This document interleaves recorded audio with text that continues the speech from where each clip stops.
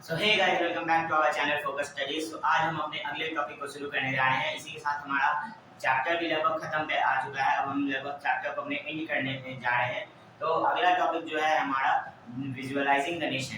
तो visualising the nation हमारा जो टॉपिक है उसमें हम अब देखेंगे कि कैसे आर्टिस्ट ने अलग अलग इसके आर्ट के थ्रू अपना नेशन को दर्शाने की कोशिश की है। ठीक है, तो चलिए हमारे इस टॉपिक में हम नेशन को कैसे रिप्रेजेंट किया गया है इसको पढ़ते हैं। ठीक है, इसमें सबसे पहले जब हम शुरू करते हैं तो हमें the representation of ruler through a portrait और अ स्टैचू।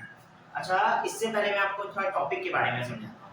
टॉपिक जो है हमारा विजुअलाइजिंग द नेशन। तो नेशन को हम लोग कैसे विजुअलाइज करते हैं। अब जैसे इंडिया, हम लोग भारत माता के नाम से विजुअलाइज करने की कोशिश करते हैं कि भारत को सब लोग भारत की तरह भी देखते हैं, बट भारत माता की तरह भी देखते हैं। तो एक कैसे एक फीमेल फिगर के रूप में हम भारत को देख रहे हैं और सब लोग उसे विजुअलाइज कर रहे हैं, मन में उसकी एक इमेज ड्रॉ कर रहे हैं भारत की। भले ही किसी को भारत का मैप ना याद हो, लेकिन भारत माता के नाम से भारत की समझ तो सबको आ जाती है।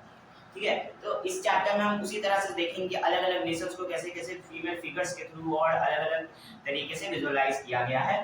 तो सबसे पहला और रिप्रेजेंट किया गया है। तो सबसे पहला पॉइंट पे हम अपना बढ़ते हैं, representation of ruler through a portrait और अ स्टैचू।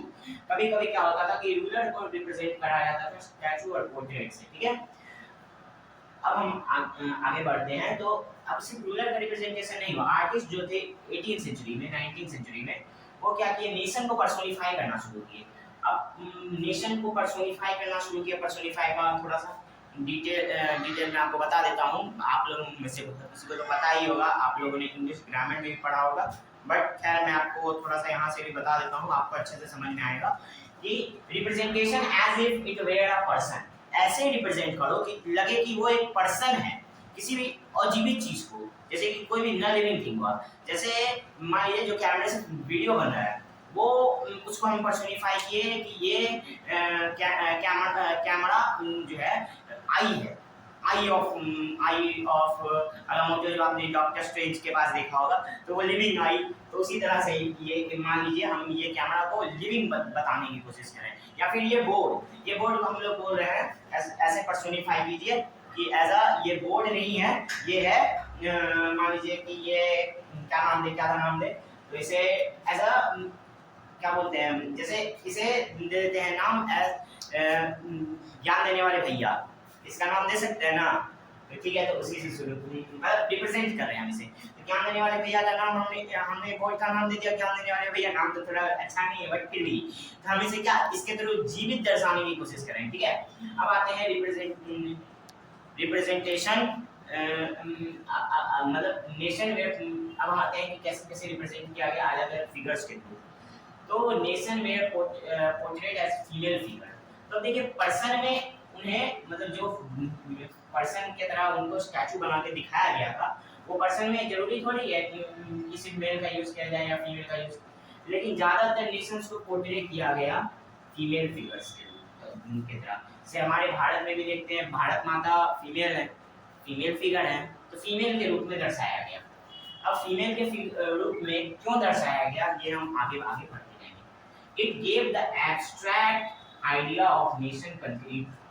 अब देखिए पहले तो दर्शाने का कारण था, क्यों ऐसा जरूरत पड़ा कि एक नेशन को नेशन के तरह नॉर्मल स्ट्रक्चर छोड़ के उनको उसको विजुअलाइज करवाया गया लोगों में एज अ फीमेल फिगर। ऐसा क्यों किया गया? तो इसका कारण ये था कि जब विजुअलाइज करवाना शुरू हुआ तब उसको लोगों को ऐसा लगा कि नेशन कोई कंक्रीट स्ट्रक्चर नहीं है, नेशन कोई कंक्रीट स्ट्रक्चर नहीं है, कोई कंक्रीट नहीं कि मारेंगे तो टूट जाए, इतना कमजोर हमारा नेशन नहीं। हमारा नेशन एक इंसान की तरह, जैसे इंसान का बॉडी कैसे एक दूसरे से जुड़ा हुआ होता है वैसे होना चाहिए। ठीक है, वैसा हमारा बॉडी होना चाहिए।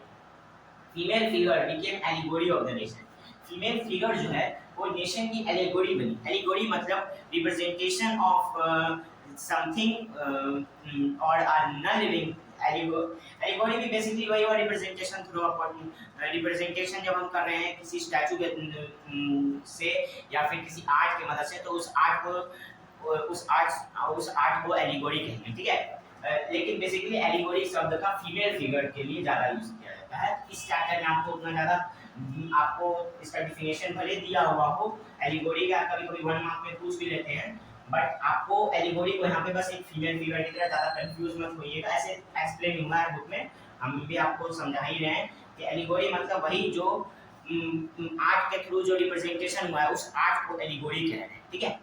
अब आर्ट देखिए जरूरी नहीं है कि आर्ट में बस स्टैचू ही हो, कभी कभी आपका पोर्ट्रेट्स भी आ सकता है। पोर्ट्रेट्स मतलब कि जो पेंटिंग आप बनाते हैं वो सब। Recall female figure portrait during French revolution. French revolution के टाइम में जो फीमेल फिगर को पोर्ट्रेट किया गया था उसको याद कीजिए, जैसे कि लिबर्टी, जस्टिस और रिपब्लिक को पोर्ट्रे करने के लिए broken chain, blind folded women का यूज किया गया था जस्टिस के लिए।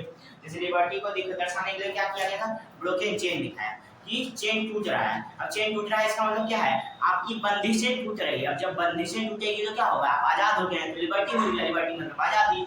अब आते हैं जस्टिस पे। जस्टिस को दर्शाया गया blind folded women having pair of tongs, यानी कि एक ब्लाइंड फोल्डेड वुमेन और उसके हाथ में तराजू दिया हुआ है। तो इससे क्या, आपने कोर्ट्स के सीन्स देखे होंगे मूवीज में, उसमें कैसे दिखाया जाता है कि एक ब्लाइंड फोल्डेड वुमेन रहती है मूवीज में, कोर्ट्स में जब आप देखते हैं तो उसे बोलते हैं न्याय का तराजू उसके हाथ में रहता है और न्याय की मूर्ति उस लेडी को बोलते हैं, तो वही है ब्लाइंड फोल्डेड वुमेन यहाँ पे। तो कैसे न्याय यानी जस्टिस को उसको रिप्रेजेंट करती है कि न्याय अंधा होता है। अब रिपब्लिक पे आता है, तो देखिए रिपब्लिक मतलब होता है कि हाँ, लोगों को अपने लोगों के रिपब्लिक उस जगह को बोलते हैं जहाँ पे लोगों को अपने लीडर्स को चुनने का हक हो, या जहाँ पे लोग पार्टिसिपेट कर पाए अपने डिसीजंस में। अच्छा, तो रिपब्लिक को कैसे दर्शाया गया था वो आप मुझे बताएंगे, ठीक है। स्टैचू ऑफ मैरियेने, स्टैचू ऑफ मैरियेने जो है, ये स्टैचू जो है ये फ्रांस में बना था। कब, मतलब सॉरी, फ्रांस में ये स्टैचू बना था। और ये स्टैचू बनाने का मतलब कारण ये था कि लोगों में यूनिटी लाई जाए, सब लोग एक स्टैचू के थ्रू अपने नेशन को सिंबलाइज, कि फ्रांस टुकड़ों में टूटा था, नया नया नेशन बना है, तो कोई भी अपने आप को पहले स्टेट्स अपने स्टेट, पुराने स्टेट जिससे वो टूट के जो टूटा हुआ था, जो जुड़ के फिर फ्रांस बना, अपने पहले वाले स्टेट से जाने जाएंगे, ठीक है, जानने का याद रखेंगे, नए जो नेशन है उसको याद नहीं रखेंगे, ठीक है। बट जब मैरियाने का स्टैचू बनाया गया तो उनके मन में ये सोच था कि क्यों ना हम स्टैचू के थ्रू लोगों के मन में एकता की भावना जगाने की कोशिश करें, ठीक है। अब ये मैरियाने का स्टैचू अलग अलग जगह पे, स्क्वायर्स पे, जैसे चौराहा जो होता है वहाँ पे स्थापित करवाया गया। फिर ये कॉइन्स जो चलते थे उसमें पीछे में कॉइन के, जैसे हमारे कॉइन्स में गांधी जी का आता है ना, वो क्या बोलते हैं, ड्रॉ किया हुआ रहता है वहाँ पे, मतलब इंग्रेव किया होता है गांधी जी का इमेज, उसी तरह से मैरियाने को भी इंग्रेव किया हुआ होता था कॉइन्स में। उसी तरह से एक दूसरा स्टैचू या बोले तो एलिगोरी था जर्मेनिया का, ठीक है। तो जर्मेनिया भी एक वैसी फीमेल एलिगोरी थी जो कि जर्मनी में, ठीक है। इसे बनाया गया था 1860 में, और इसको बनाने वाले आर्टिस्ट का नाम था लॉरेंस क्लासन, ठीक है। तो इसी के साथ हमारा ये टॉपिक भी अब खत्म हो गया, विजुअलाइजिंग द नेशन। अब इसमें हम कंक्लूड क्या करते हैं, तो इसमें हम कंक्लूड करते हैं ये कि किसी भी नेशन को हम कैसे, किसी भी नेशन के लोगों को हम कैसे एकजुट कर रहे हैं, उसके लिए हम कैसे कैसी चीज़ों को यूज कर सकते हैं, स्क्रिप्चर्स को हम कैसे यूज कर सकते हैं लोगों को मन में नेशन की एक इमेज बनाने के लिए, ठीक है। हमारा टॉपिक अब खत्म होता है इसी के साथ, तो हम इसी के साथ हमारा टॉपिक खत्म हुआ। अब हम अपने अगले टॉपिक पे मिलेंगे और पीरियडिज्म वाले टॉपिक पे। उससे पहले आपके लिए एक जरूरी बात कि हमारे चैनल को सब्सक्राइब कीजिए, और अगर हमारा एजुकेशनल कंटेंट आपको अच्छा लग रहा है तो हमारे वीडियोस को लाइक कीजिए, शेयर कीजिए, ताकि आपके फ्रेंड्स भी पढ़ पाएँ, सिर्फ आप ही ना पढ़ें। और thanks for watching focus studies. और अगर आपको कोई दिक्कत हो या कोई डाउट रह गया हो तो वो हमें कमेंट सेक्शन में पूछ लें। So thanks for watching.